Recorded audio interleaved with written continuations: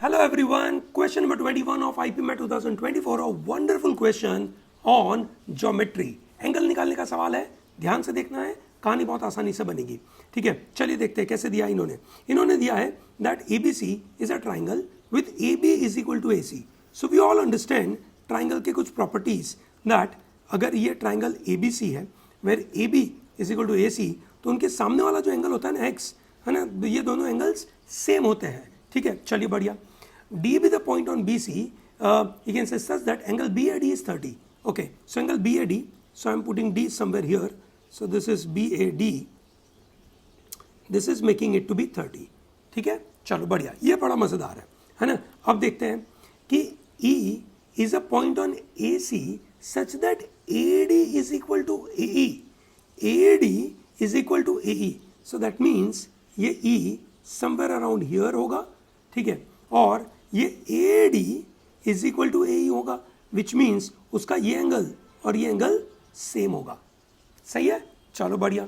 ठीक है, अब यू कैन से मेरे पास इंफॉर्मेशन क्या क्या अवेलेबल है ना. ठीक है, सो आई अंडरस्टैंड कि अगर मुझे अच्छा और मुझे एंगल कौन सा चाहिए, angle CDE. So I need this angle, है ना.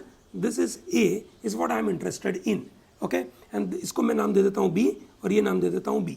ओके, अब आपका ये एंगल कितना बनेगा, ट्राइंगल के तीनों एंगल का सम कितना होता है 180. So I know in triangle ABC, है ना, that is angle A plus angle B plus angle C is equal to 180. Angle A is you can say 30 degree plus इसको मैं Y नाम दे देता हूँ. So Y plus angle B and angle C are XX. So this is 2x is equal to 180. So what do I get is 2x plus y is equal to 150. सही है, चलो बढ़िया. ठीक है, now what additional information do I have? I have another information. ठीक है, क्या information है मेरे पास कि जो एंगल B है ना.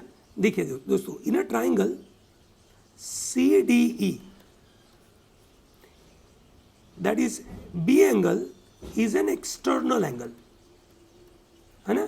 External angle B is nothing but sum of the other two internal angles. So B is equal to A plus X, है ना. सो मुझे चाहिए क्या, B is equal to A plus X. ये मेरे पास दूसरा इक्वेशन, ये मेरा पहला इक्वेशन. ठीक है, और अगला इक्वेशन क्या है मेरे पास, ट्राइंगल ADE में, है ना, 2B plus Y is equal to 180. Okay, so what do I do is I will put B का value. So this is twice of A plus X plus Y is equal to 180, है ना. So now अब मेरे पास you can say equation available है 1 and 2. ठीक है, so what do I do, I will try and put all this information. ठीक है, and we'll try and see, है ना, क्या बन सकता है. मेरे पास एक और information है कि angle A plus B is equal to X plus 30. ठीक है, बहुत सारी इंफॉर्मेशन है, इन सब चीज़ों को मुझे कहीं ना कहीं सेट करना तो पड़ेगा.